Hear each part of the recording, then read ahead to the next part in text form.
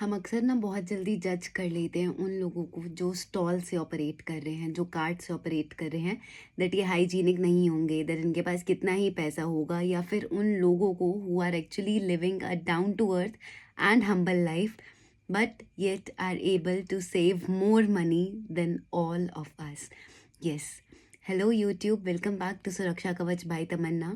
In today's episode, all I want to tell you is कि जो लोग show off की ज़िंदगी जीते हैं, जो लोग इस चक्कर में पड़े रहते हैं कि yes we need to prove somebody this, that our clothes should speak about our status symbol, that our phone should be our identity, हमारी स्लीपर्स, हमारी हर चीज़ एक ब्रांड की होनी चाहिए, हमारा कपड़ा, हमारी चीज़ें मुंह से बोलनी चाहिए, rather than the character that we are having, rather than the soul that we are about to maintain.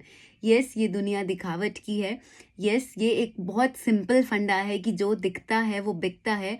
But also the truth is, जब चैलेंजेस आते हैं, जब टाइम आता है एक्चुअल स्ट्रगल का या फाइनेंशियल अप्स एंड डाउन्स का, your phone, your footwear, your clothes will not save you from those challenges and from those days of struggles.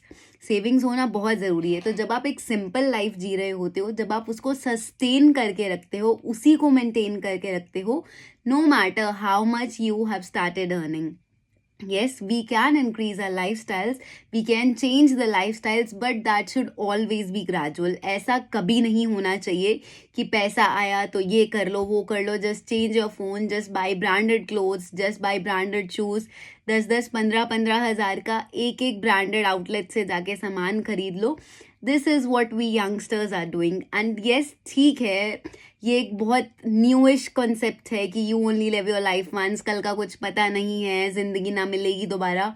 But also the truth is, हम जितना मर्जी भाग लें, one day our parents will not be there with us. One day all the properties and the incomes that they have made, the assets they have created, if are not used wisely, तो एक दिन हम जितना नौकरी करके पैसा कमा रहे हैं ना, that will eventually elope away. क्योंकि ये एक बहुत फेमस कहावत है कि अपने पैसे से सिर्फ गुजारा ही होता है. एक्चुअल में जितनी ऐश है, जितनी लग्जरीज हैं, वो सिर्फ माँ बाप के पैसे से होती हैं. So be wise, use your money wisely. Investment, saving, सब चीज़ें साथ साथ होनी चाहिए. Go for luxury products, but only when your basics and savings are maintained and you have a balance and an emergency fund for at least 6 months to 1 year period.